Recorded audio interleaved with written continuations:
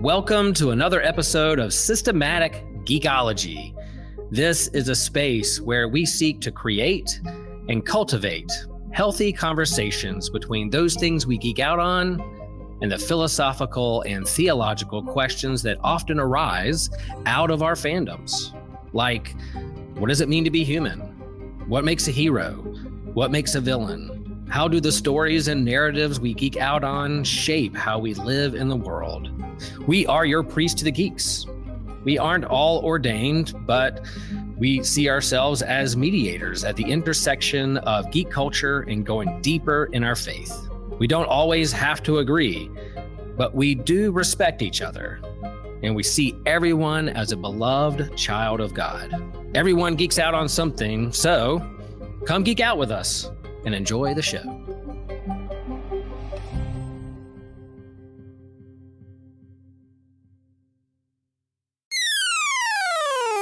This show is a proud member of the Amazon Podcast Network.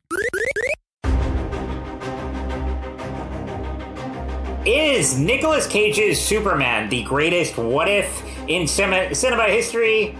Do you have any other unmade superhero movies on your mind? Well, we are going to be talking about one of those today on another episode of Systematic Geekology. We are the Priest of the Geeks, and I am very happy to be here with one of my favorite geekologists. I am Kevin Schaefer, and I am here with Andy Walsh to talk about Kevin Smith's unmade Superman Lives script. There's a lot to talk about this story, but Andy, how are you tonight? I am doing pretty well. We are in a geeky weekend. Yesterday was Free Comic Book Day. Tomorrow is May the 4th be with you. So it's an exciting time and looking forward to having this chat with you. It's one of the best times of the year. I was just saying, I didn't get a chance to make it out to Free Comic Book Day yesterday because it was cold and rainy here. But were you able to go?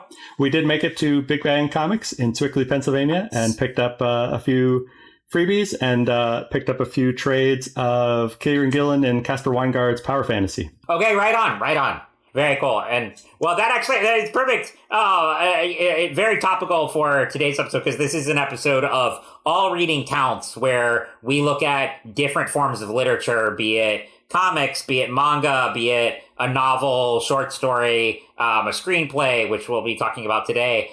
So Andy, was the comics you got there the last piece of literature you read within the last 24 hours, or did you anything else you want to give a shout out to? Yeah, no, actually I'll cheat because the last thing that I finished reading, which was, and all this was after I read those free comic books, was George Takei's comic memoir, They Called Us Enemy, about his childhood in the internment camps for Japanese Americans, or Japanese not Americans as some viewed them, but people living in the United States of Japanese ancestry during World War II, and then also some of his life after that as well, but mainly focused on his experiences in that camp.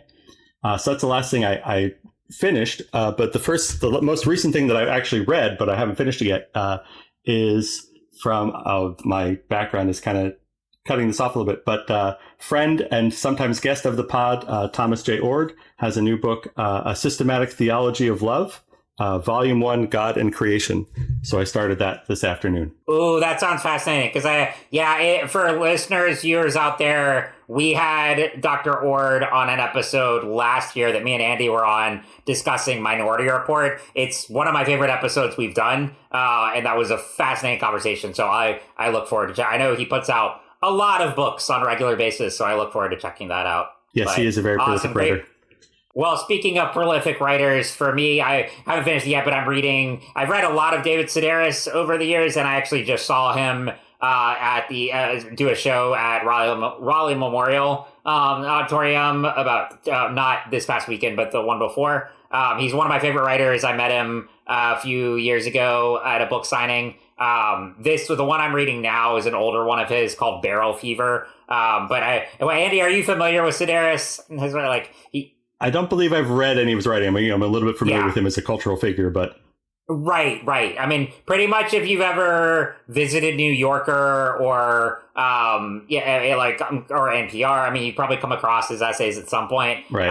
And yeah, I mean, like and he's particularly iconic in North Carolina because he grew up in Raleigh. But yeah, he's a humor essayist, and a lot of his works, like some it's complete like fiction and like delves into absurdity, and he has just this relentless wit that carries throughout his writing. And then a lot of his other essays are, based on things he actually experienced, but he does it through a very humorous lens. Mm-hmm. So I love his stuff. So Barrel Fever is one of his older collections. And I've read most of the ones in recent years, and he has one coming out this month as well. So that's what I'm reading now. As far as finished, like I'm trying to think, because I've been reading a lot of comics.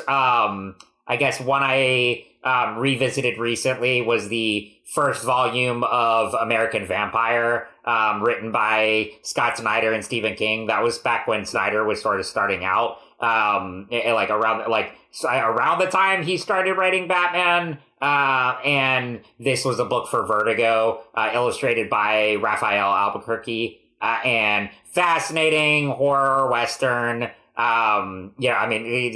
It's Stephen King co-writing it. To my knowledge, one of the only comics he's co-written. He's had many of his works adapted into comics, but this is one he directly helped get off the ground and co-created. But it's a 30s set, or like 20s and 30s noir that also jumps back and forth between that time period and then late 1800s, and deals with vampires in the more classic sense, bringing to life the very horror roots of vampires and kind of getting away from the more like teen vampire, modern romance type stuff. Mm-hmm. That's very prevalent in the modern age. So I love that series. It was a lot of fun revisiting the first volume. And then also within topical here, I've been going back through some of Jeff Johns' Superman. So a lot of comics. I have the DC Universe app now, so I've been reading a ton on there.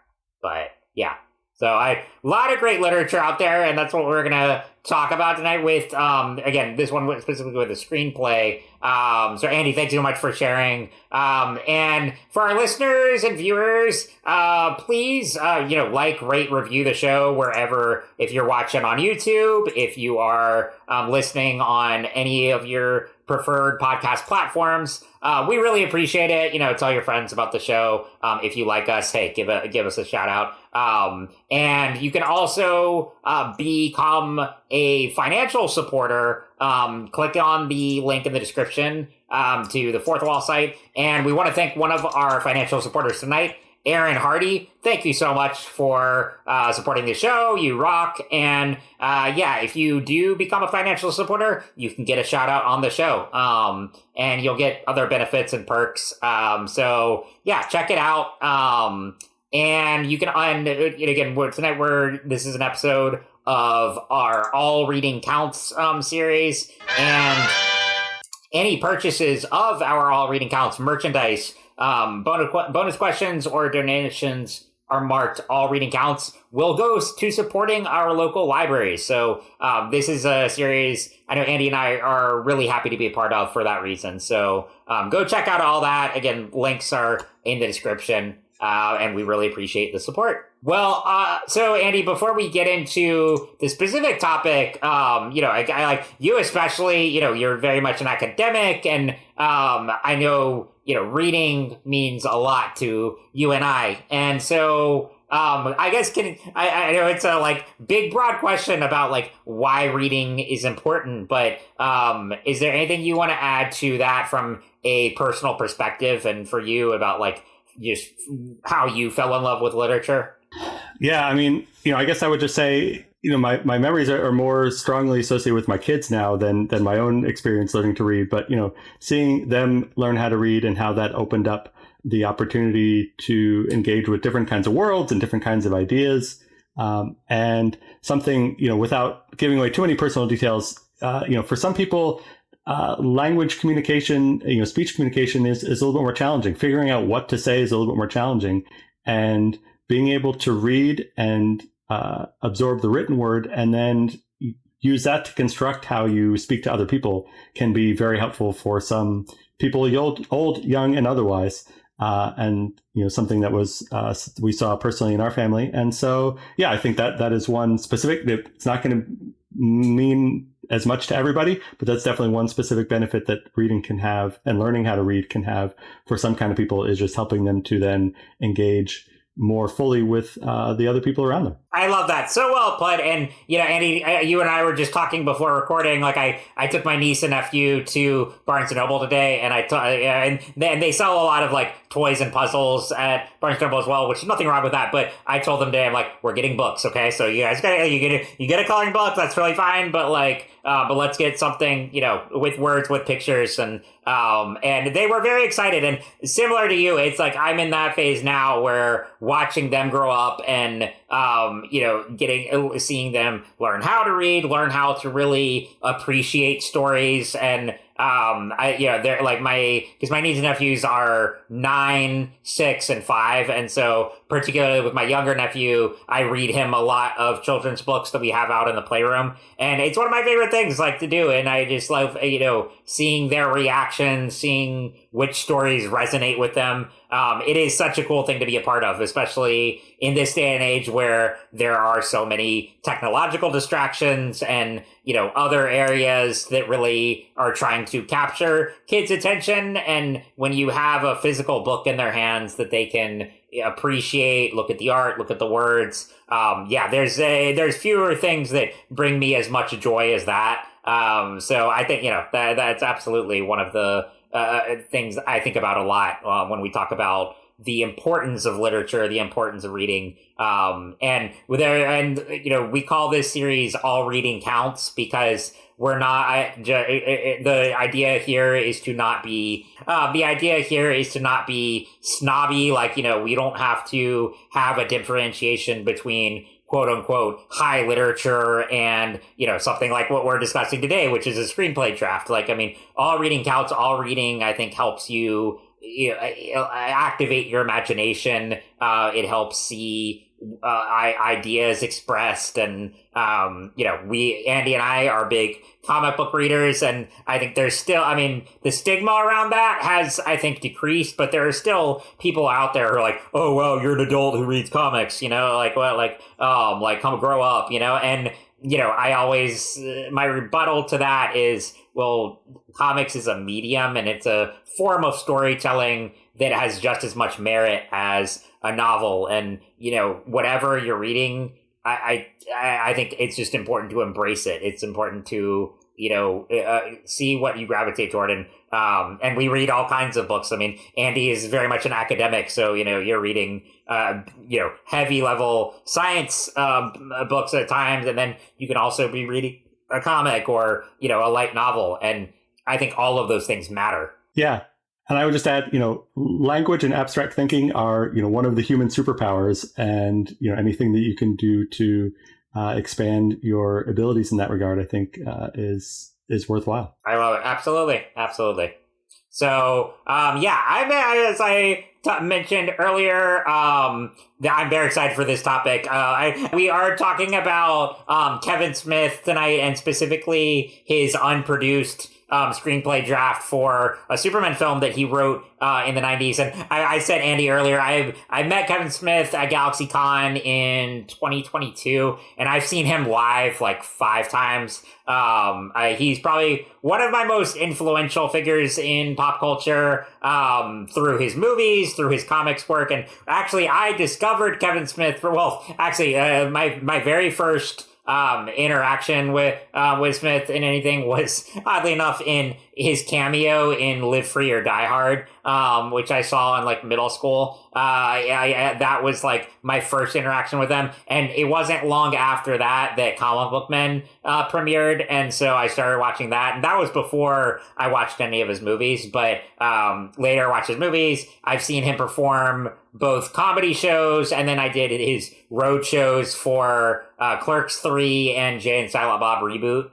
where he went around to different theaters across the country to show these movies. And then with comics, I've read pretty much all those you have on the screen there. His Daredevil run is one of my favorites. And then the Batman 66 meets the Green Hornet that you have there on the screen. For listeners, Andy's got several covers of comics that Kevin Smith has written. And the Batman 66 meets the Green Hornet, that's actually the trade paperback that I brought when I got that picture with him at GalaxyCon. And he signed it for free. He was like the nicest guy. That was, he wrote on the trade, Kevin, I love you. So yeah, we have that but yeah, he's one of my favorite pop culture icons. Andy, what's kind of your background with Kevin Smith? Because I feel like all comic readers have some kind of history with him. Sure, yeah. I mean, I've definitely read some of his comics, his Daredevil, some of his other, Marvel and DC work. I don't know that I've read any of his View Askew verse comics. I'm not the biggest Kevin Smith movie buff. I've seen some of them, but not all of them exhaustively. I've not disliked anything necessarily that I've come across with Kevin Smith. And yes, by all accounts, he's super nice and super enthusiastic, and very positive about his geek sides and encouraging other people's geekiness. So I don't necessarily have anything bad to say.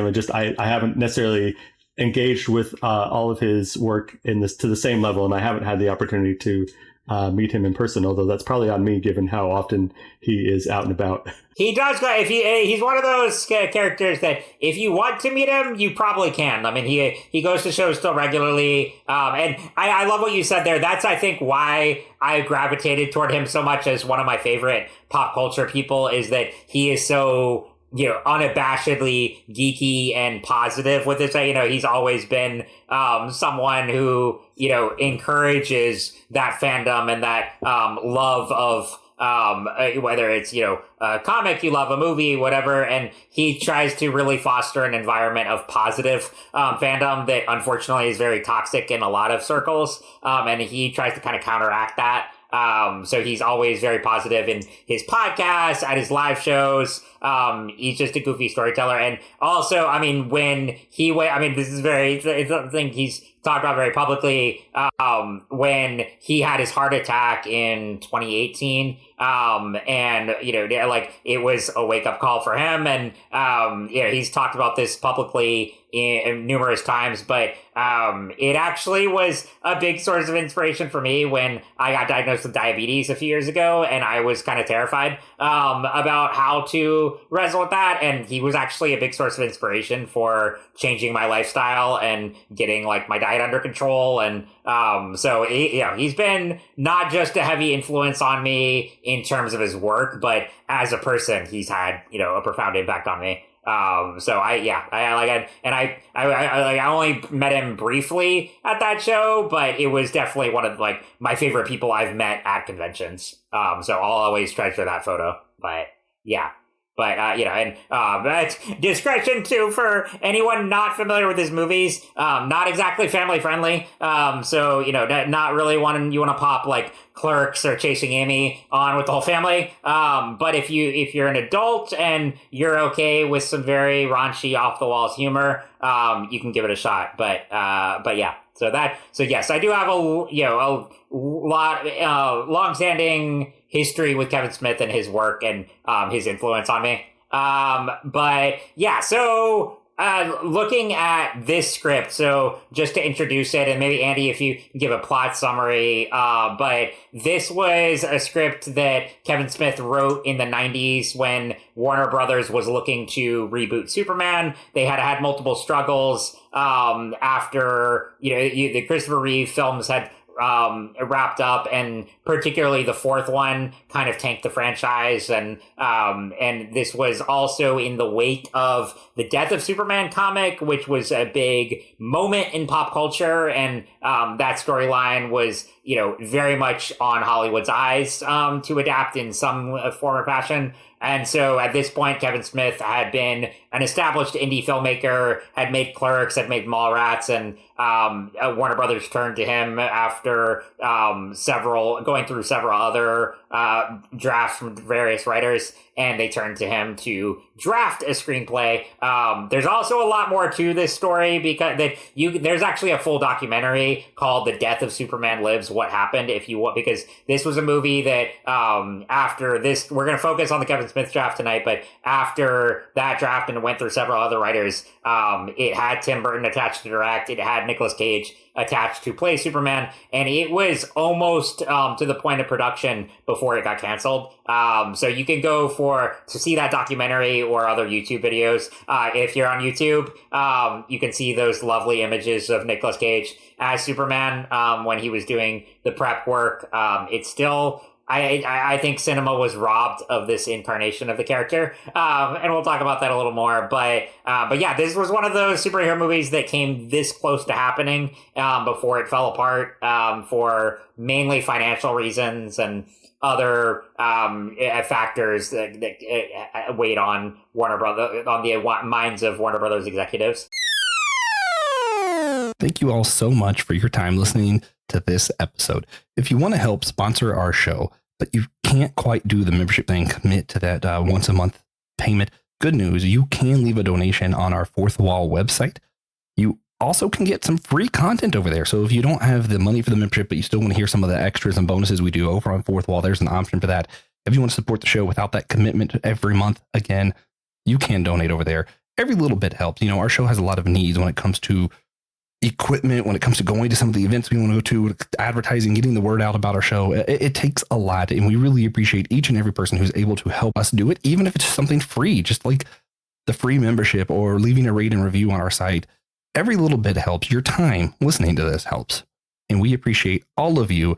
We're so proud of the community we formed over at Systematic Ecology, and we're very happy and we're proud that you're a part of it. Thank you so much for your time and for being a part of this community. But Andy, would you be able to give a brief plot summary of this script draft, particularly that Kevin Smith wrote? Sure. So, it's a very clear 3-act kind of movie. The first act is Brainiac is traveling through space and needs energy to power himself and to feed on himself to be able to continue existing or continue having a physical body. And so he's constantly in search for more energy. And in particular, he is searching for Kryptonian technology that we know as the Eradicator. He just knows it as something that Jor-El of Krypton, Superman's dad, has created. And the two of them had a history. And so he's searching for that technology because he believes that will be the source that can kind of be his perpetual energy source. So he get some information that leads him to believe that would be on Earth, thanks to a broadcast to all extraterrestrials from Lex Luthor. And that brings him to Earth, which leads to a team up with Lex Luthor and a confrontation between Superman and Doomsday, who seems to be just sort of one of many alien creatures that Brainiac has in his menagerie. On his skull-shaped spaceship. And so the first act ends with the Superman Doomsday fight that some of us may be familiar with from the comic books that led to the death of Superman. And so then the world believes that Superman is dead. And in fact, he is only mostly dead. And his death activates the technology that was his ship that brought him to Earth, that turns into a sort of humanoid robot that identifies himself as the Eradicator, or it's identified in the script as the Eradicator. Forget actually if he calls himself that. And the Eradicator robot, android, humanoid life form of some kind, technological life form of some kind, goes and finds Superman and helps him to heal and recover. But that process is stymied by the fact that Brainiac has shut off the sun. Has blocked out the sun, so all of Earth is in darkness. And Brainiac claims that this is to hide Earth from an alien invasion that he's protecting them from. And once that invading armada passes by in a few days, he'll turn the sun back on. He's hoping that will give him enough time to track down this Eradicator and take it over for his own purposes. And so that's kind of the second act, is how Lois and Jimmy Olsen are dealing with the fact that Brainiac has kind of taken over and blocked out the sun and all this other stuff that's going on, while Superman and the Eradicator kind of work together to heal Superman and figure out how to strike back. And then the third act is the big confrontation between Superman and Brainiac, in which Brainiac unleashes, also from his menagerie, I forget the exact name for some kind of Thanagarian creature that fills the role of the giant spider that producer John Peters insisted needed to appear in this film. And so you have this big final confrontation between Superman and a giant spider puppeted or inhabited by Brainiac. And to the surprise of no one, Superman is triumphant. Spoilers for a movie that you'll never be able to see. Superman wins. And, Brainiac is left to lick his wounds, and Lex is off to prison for his role in essentially taking over the world. I think it was the Thanagarian snare beast. I want to say that. That sounds right. Good job. Yeah. Which it's a hilarious story. Like John Peters, I think, very controversial figure, but for whatever reason, he insisted on putting giant spiders into a lot of his movies, and seemed pretty obsessed with it. I do love that Kevin Smith, when he was given this command to have Superman fight a giant spider, he was able to pull it from the DC mythos and be like, all right, well, it comes from Thanagar. That's probably one of my favorite things about this script is that because there's even a cameo from Batman. There's the Legion of Doom is at the beginning. It was a lot of comic references embedded into the script. And this was long before the MCU or when, comic book movies were more prevalent and also, pulled from different eras and characters from the universe. It wasn't just like, if you had a Batman movie or you had a Superman movie, okay, you had Batman and Joker, you had Superman and Lex, but this one throws everything from Brainiac, Doomsday, the Eradicator, Legion of Doom, Batman. All of that is present in this story. So, I was looking at, well, Andy, I'm curious too, because I've read a lot of screenplays. I mean, because I do both. I write graphic novel scripts, and then I've done playwriting, and I've attempted screenwriting.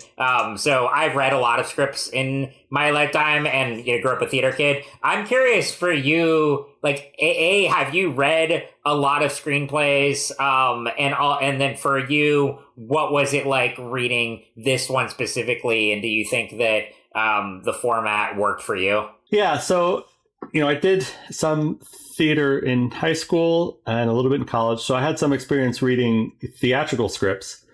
I feel like I've read one or two screenplays, but the shooting draft of screenplays that were published for movies after they came out. I think maybe 2001 or something like that. I'm a little bit foggy because it certainly hasn't been anything recently, but I'm pretty sure that at some point, like in college or something like that, I read one or two or three movie scripts here and there, but not a big part of my reading.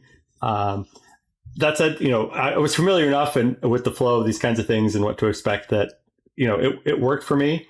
I tend to one of the reasons why I like movies and comic books is that I'm not the most visual thinker.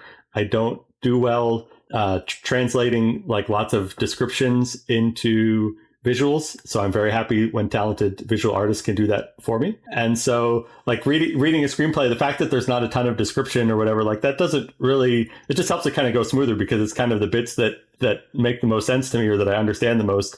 And I'm not kind of fussing over, well, here's a bunch of description that I don't really know what to do with because it's not really forming a picture in my head. And so, so that part doesn't bother me. Do I have a great, did I see the movie in my head as I was reading it? No, not really. But I could follow the plot. I could follow what the characters' motivations were, what they were trying to do, what they were getting across each other. And so, it all worked pretty well for me and it makes it a quick read. But yeah, I enjoyed it. Do I deeply regret that I didn't get to actually see this movie made? Probably not. And I think that that's an interesting thing to keep in mind too, is that it's actually just a draft of a screenplay, and that almost certainly, either Kevin Smith or the Tim Burton or whomever, we're seeing kind of somewhere in the process that not the finished film. And so it's entirely possible that had they gone further with making this movie, that, you know, improvements or changes would have been made. And obviously there were subsequent drafts by other people, but since none of them ever got made, it's hard to say what was closer or what would have worked or whatever. But yeah, there were things in this that I thought were good. There were things in this that I was like, maybe on another draft or two, you might have wanted to make some improvements to this. But yeah, what had you read this before, or what were your thoughts about this? Sure. So I did read the script, I think a few years ago when I was going down this rabbit hole of this movie specifically, and I've seen the documentary. This is like I'm very fascinated with unmade movies, like not just comic book ones, but like when we put up the poll for, because I came up with the idea for this one, and when we put up the poll, we had on there like Darren Aronofsky and Frank Miller's Batman Year One. We had William Gibson's Alien 3. There's also what else did the Napoleon one. Who wrote that? I'm trying to think. I'll go back and look. Kubrick, right? Kubrick, Stanley Kubrick's Napoleon. I've mentioned it on the show before, but like I follow a YouTube channel called Bullets and Blockbusters, which that's almost entirely what it's about. Is like what could have been, Bryan Singer's X-Men Last Stand as an example, or like George Miller's Justice League. He goes into a lot of comic book movies and a lot of other blockbusters that almost got made and didn't come to fruition. So I'm fascinated with this stuff. So I do enjoy going through scripts like this, whether they're good or not. So I read this one a few years ago, and then I reread it in preparation for this. And like you said, it's very much a draft, and it kind of lays the blueprint. And I think there's a quote, I think it was like Gene Wilder said this when he was writing Young Frankenstein with Mel Brooks. Mel Brooks told him that when you've completed a first draft of a screenplay, what you have is a concept. And so it's very much not the finished product at all. Scripts go through, many drafts before they, go to the shooting stage. And then after that, there's other changes. And, the movie isn't finalized until it's edited. So this is very much just kind of a blueprint for what could have been. And then, like I mentioned, there were two other writers that came on to work on drafts for this movie before it got canceled. I know Dan Gilroy was the final writer on this one, who's Tony Gilroy's brother, and he wrote and directed Nightcrawler. It went through different iterations, but looking at this one as it is, I always love Kevin Smith dialogue, so I think there are some really strong scenes here. My favorite being when Clark and Lois are like on a date on the top of Mount Rushmore. I think that was just like a nice visual cue, and it captured the characterization of Clark and Lois really well. And I was also, when I'm rereading this, I was like trying to reread it in Nicolas Cage's voice and trying to imagine what his interpretation of the character would have been like. So that was kind of fun to imagine. I think he clearly loves the characters in the universe, and he brings a lot of that to life here. As far as would this specific script made a good movie? Probably, like you said, it needed a lot of work, but I think this would have been a nice addition to the animated series at the time, or even as an animated movie. I think it would have worked really well in that universe. It had a lot of the tenets there. But to do this as a big blockbuster and, convey it to mainstream audiences, I think it would have been hit or miss. It still, again, is up there in terms of my most fascinated. I do wish I could have seen this movie, the final version after it had gone through rewrites and, was ready to shoot. I do wish it had gotten made. I think it would have been fascinating. But, alas, we will never know exactly. And then the only really callback to it was in the Flash movie a few years ago. They did have that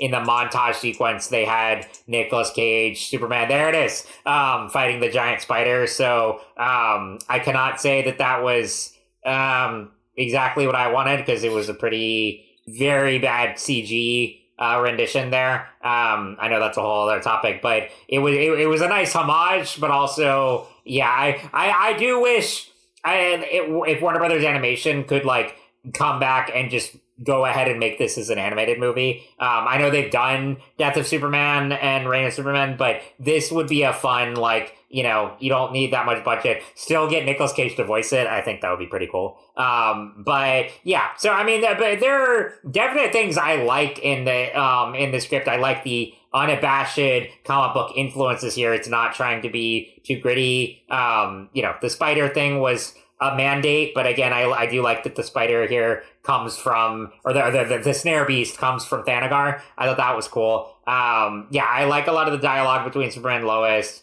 I think Lex and Brainiac are also pretty well characterized, but you know, similar problems to what would happen later on with like BVS and stuff. It is pretty overstuffed, and there's a lot of things happening, and you know, the inclusion of the Death of Superman storyline was very much a product of the time. And, you know, again, like I said earlier, Hollywood was eyeing to adapt that story. So it was kind of inevitable. But yeah, I think it's a perfectly enjoyable read. And also, like you were talking about, I think different screenwriters have different approach in terms of like, some are very detail oriented and lay out a lot of visual cues. Like, this is a case of a director, but James Gunn, when he writes his scripts, he even includes the songs in them into the script, which, I mean, it's not recommended for solo screenwriters, but when you're also directing the movie, you kind of have a little more creative control there. So I'm always fascinated to see different writers' approaches, but I think with Kevin Smith, his scripts are, same with the comics, are very dialogue oriented, and he kind of likes the visuals to be in the hands of comic book artists. And he typically directs his own movies, but they're typically low budget, you know, indie comedies. So I mean, the dialogue is the more, you know, defining factor of his scripts. Yeah, and there were definitely some nice flourishes there. There was maybe some moments where I felt Superman was a little bit too Kevin Smithy. Yeah, very, very. But you know, and that's the kind of thing that maybe would be cleaned up on other passes, or you know, Nicolas Cage or whoever wound up performing might have some input on that as well. I think my biggest issue with it was that for a team up of Lex Luthor and Brainiac, it just didn't feel like a very intelligent plot. And I agree there. Yeah, it felt like we were told that Brainiac was very smart. But mostly that was through, you know, the Eradicator going, oh, this, you know, computer code is very complicated or whatever. But you know, what we actually shown, was not quite that. And, you know, blotting out the sun just is one of those, like, how does that actually work? And is that really such a good idea? And why doesn't, you know, since Superman and the Eradicator wind up going into space, why don't they just go around the shield that's blocking the sun so that Superman can get supercharged up again? Like, you know, it seemed like there were some pretty easy ways around it. It all relied, you know, the passing alien armada just relies on a big hologram projector in the sky.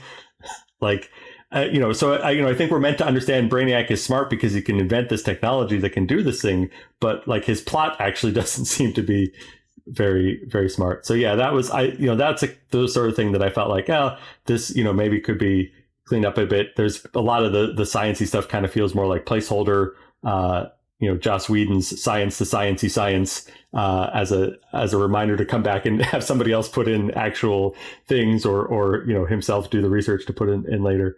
And yeah, like you said, the Death of Superman, that really feels like it needed to have been its own, like that should be, you know, where the first act ends, that should be the end of a film, right? The audience should be left, you know, wondering about the fate of Superman, rather than just having it, you know, kind of resolved 3 pages later in the script that, oh yeah, Superman's not really dead. And yes, we all know that, you know, they're not really going to kill Superman, but I think it's hard to get across now, after we've been through so many iterations of high profile comic book characters dying and coming back.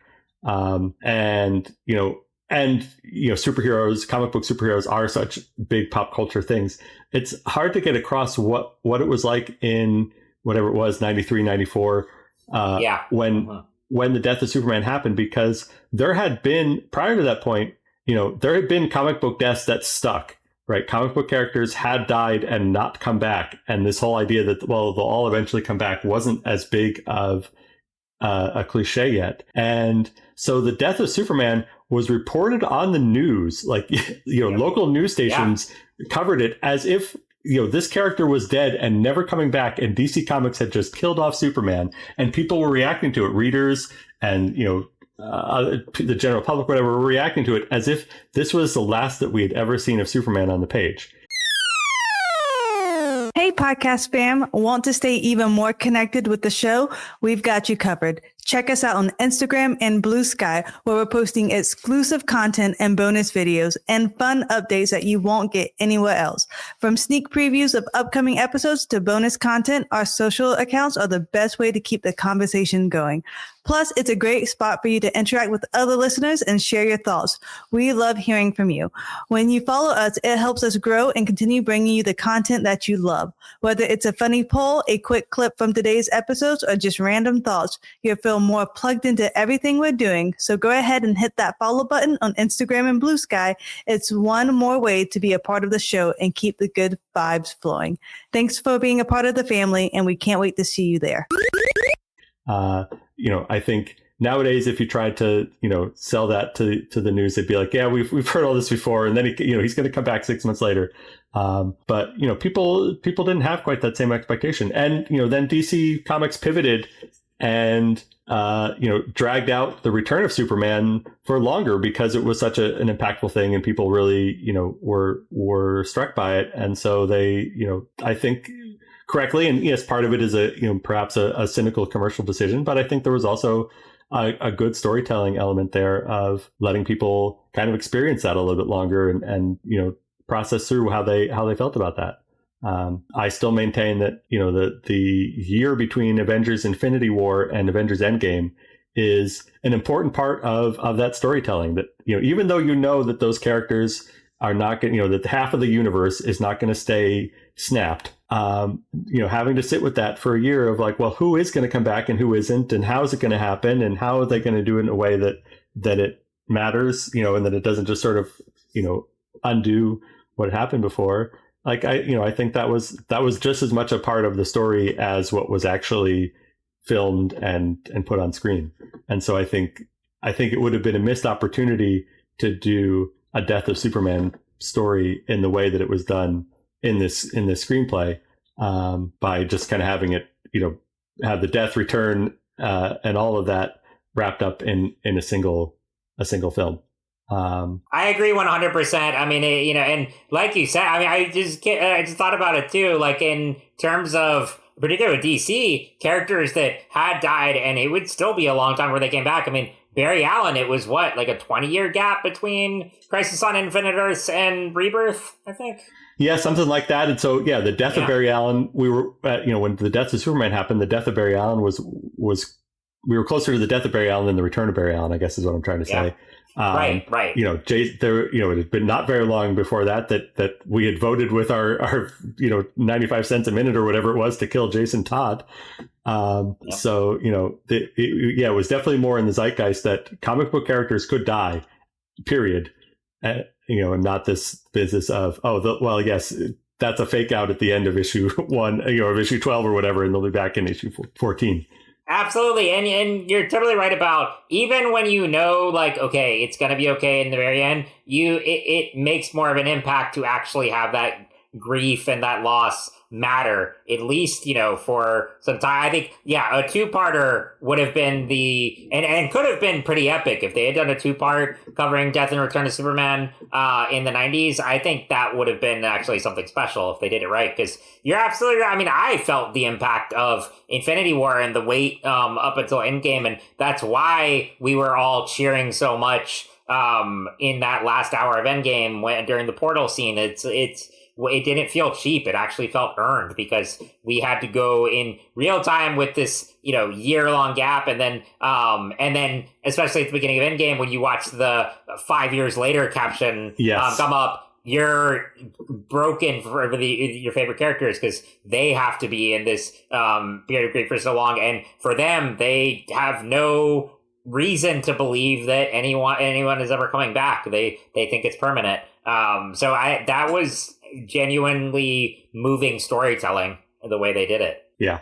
Yeah, I love it. So I know I could go on and on, but is there anything else in terms of themes about this script in particular, or anything else you want to say? But I think that was a great point about, its handling of the Death of Superman storyline. Yeah, the only sort of other thematic thing that stood out to me that was interesting was Superman kind of grappling with why he does what he does, and why he doesn't spend more time helping people, and that Superman has to take time off or whatever, and that would echo it kind of some of the things, and then his relationship with Lois.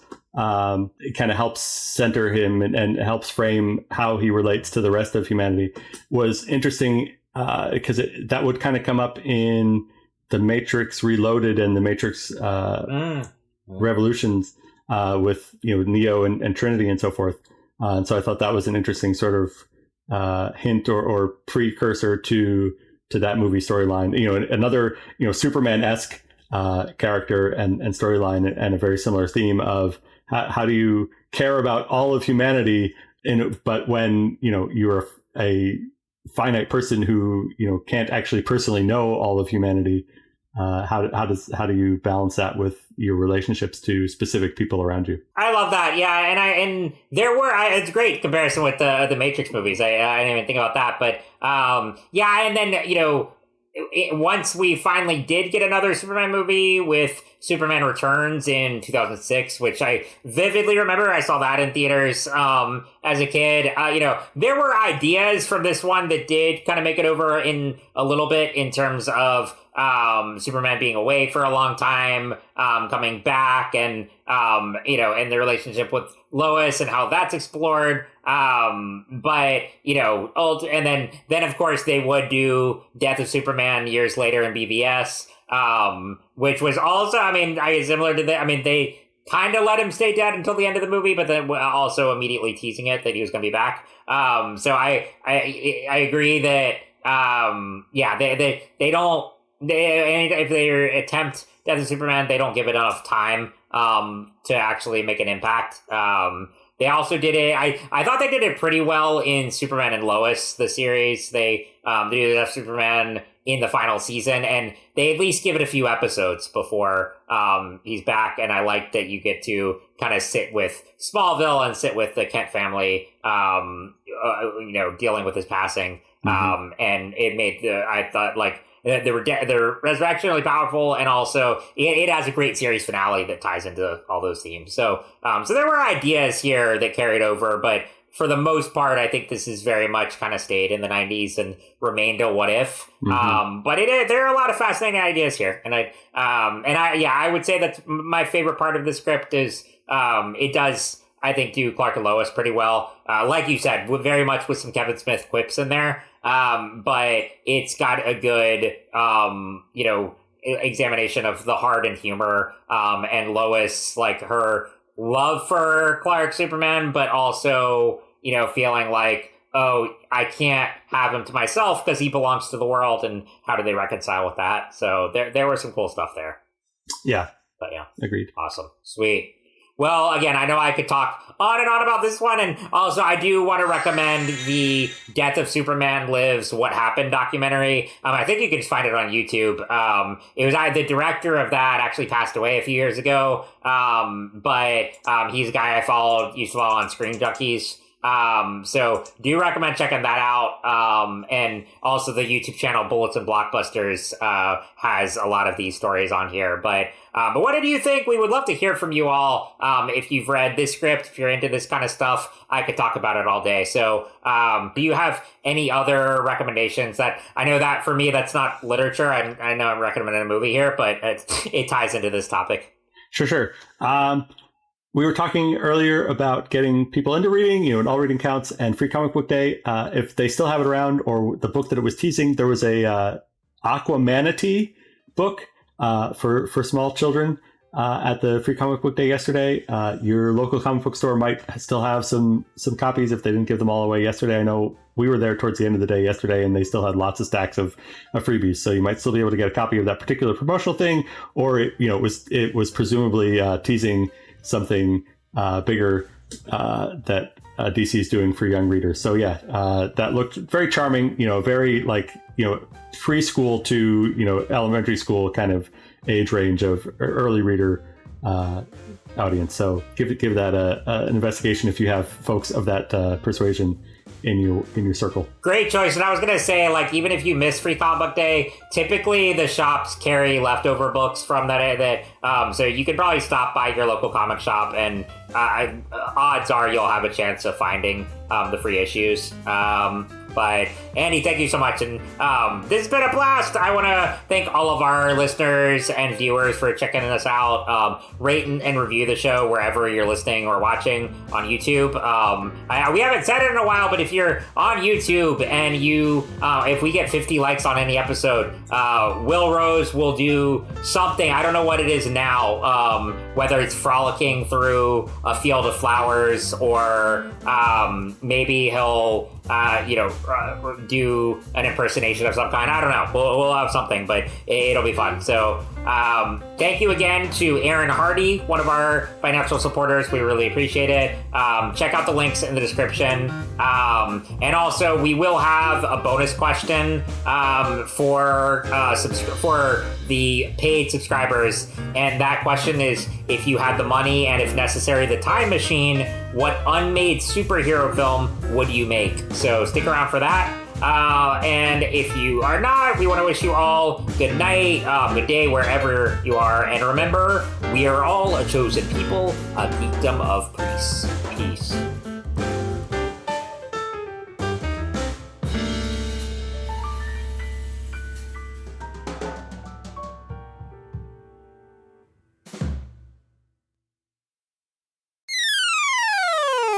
Hey guys, Christian here to talk about our YouTube page. That's where you can go find us at youtube.com/@systematicgeekology. We have exclusive stuff there, exclusive videos where you can just hear other topics that you'll never hear on the podcast proper. These include things like comic book catch-up, where we're discussing the newest comics that we're reading, Friday Night Frights, where Joe Day and I explore a cryptozoological, paranormal, ufological item of discussion. Has a lot of good fun there. I have a lot of great times with him. We have spontaneous YouTube shorts that we decided to do a topic we wanted to discuss. They're in a very short form. We do them there as well. You can interact with us live as we're recording like a What's New episode or something like that. You have something you want to chime in? Well, how can you do it unless you head over to youtube.com/@systematicgeekology. All right, guys. See ya. Hey everybody, this is Alex Matthews, and I'm just here to share with you guys about the Anazao Network. Hope you guys could check out Page and Pixel, which is a podcast about books and video games. Another podcast we would love for you to check out is Your Matter Matters. It's a podcast that puts the and in faith and science. We got Let Nothing Move You with Christian Ashley going through the whole Bible, one chapter at a time. And last but not least, another one called Some Joyful Noises, a music podcast with no rhyme, rhythm, or reason. This show has no set schedule or host, but periodically has some members from the Anazao Network posting discussions about various musical topics, everything from Taylor Swift to the music of Adventure Time and more. So I hope you guys will give those a listen, because I definitely will. As a matter of fact, I'm about to hit that subscribe button right now, and you should too.